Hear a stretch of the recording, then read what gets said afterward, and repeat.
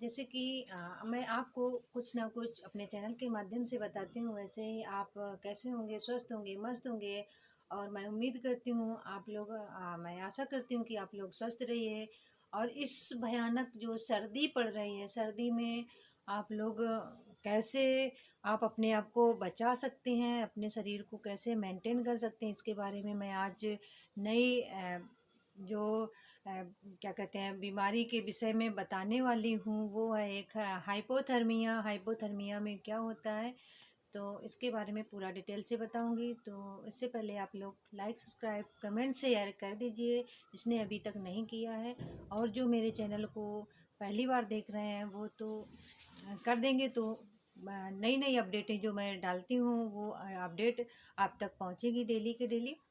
तो चलिए मैं स्टार्ट करती हूँ।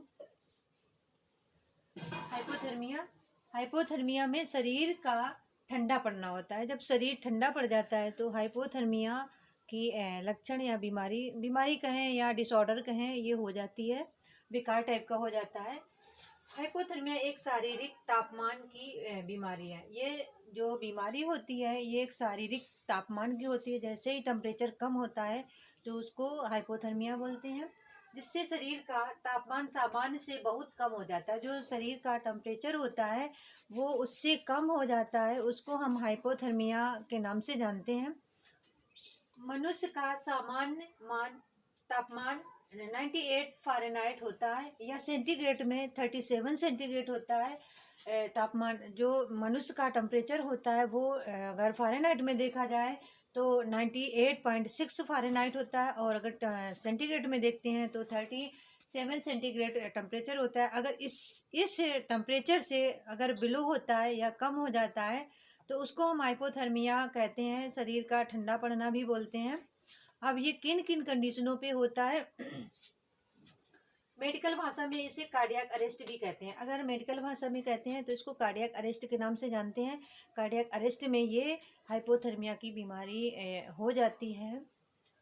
इसमें हृदय का काम करना बंद कर देता है। इसमें O2 की कम आवश्यकता रहती है।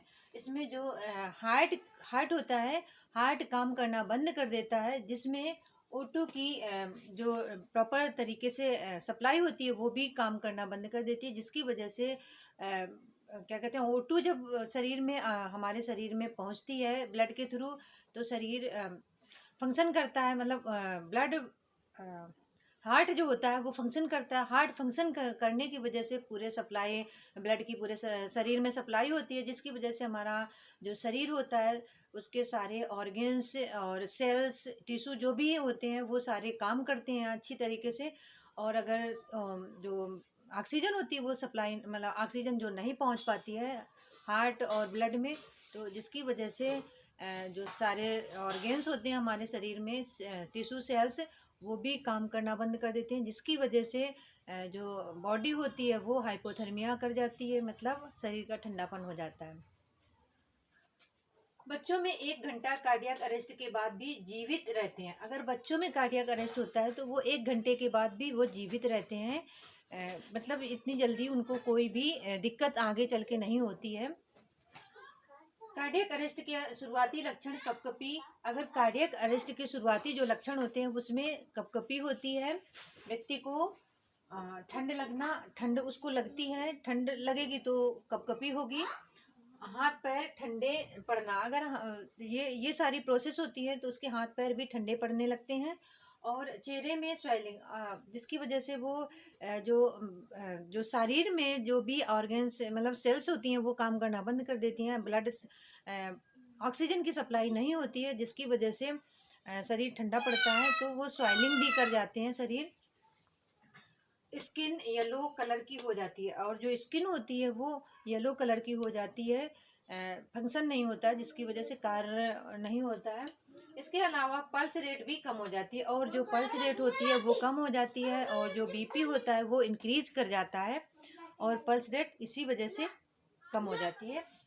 हाइपोथर्मिया वाले व्यक्ति को ठंडा पेय पदार्थ या हायर एनर्जी वाला खाद्य पदार्थ दे, तथा उसे जो क्या कहते हैं, हाइपोथर्मिया के व्यक्ति होते हैं, उनको हायर एनर्जी वाली, जो जितने भी हाई डाइट वाले एनर्जी वाली चीज़ें होती हैं वो देना चाहिए, जिससे खाद्य पदार्थों में देना चाहिए, और उसे हीट प्रोवाइड कर, और उसे जो भी गर्म चीज़ें हैं, गर्म देने वाली चीज़ें हैं वो प्रोवाइड करना चाहिए। जैसे कि ये व्यक्ति है और उसको कंबल के साथ, बच्चा या व्यक्ति हो कोई भी हो, उसको कंबल के साथ लिटाना चाहिए, कंबल गर्म देना चाहिए, और उसे गर्म कंबल में लिटाएं, और उसको गर्म जो कंबल कुछ भी हो उसको लपेट के रखना चाहिए। हाइपोथर्मिया व्यक्ति को ठंड से बचाएं, और जो हाइपोथर्मिया होती है उससे ठंड से भी बचाना चाहिए। गर्म कमरे में रखें, और गर्म कमरे को भी गर्म रखना है, जहाँ पे व्यक्ति या बच्चा हो वहाँ पे उस एरिया को या कमरे को गर्म रखना है। कंबल या गर्म कपड़े से सर को ढक कर रखें, और या कंबल या फिर गर्म चीज, मतलब जो भी हो, कैप भी लगा सकते हैं, तो गर्म चीज़ों से ही उसका सर जो होता है वो भी ढक के रखें, जिससे कि हाइपोथर्मिया ना हो सके व्यक्ति को। हाइपोथर्मिया में मांसपेशियों में ऐंठन, अगर हाइपोथर्मिया है तो मांसपेशियों में ऐंठन, गर्मी में थकान, अगर गर्मियों में थकान होने, गर्मी में स्किन पर छोटे छोटे लाल दानों का निकलना, और गर्मी में छोटे छोटे दाने भी निकल आते हैं हाइपोथर्मिया की वजह से, और गर्मी में तनाव आदि शामिल है। अगर ये गर्मी का मौसम, अगर गर्मियों में हाइपोथर्मिया होती है तो उस टाइम छोटे छोटे दाने हो जाते हैं, टेंशन होती है व्यक्ति को, तो ये सारी प्रोसेस होती है। अगर सर्दी का है तो सर्दी में कार्डियक अरेस्ट भी हो सकता है हाइपोथर्मिया में, सर्दी में इसलिए बचा के रखना चाहिए।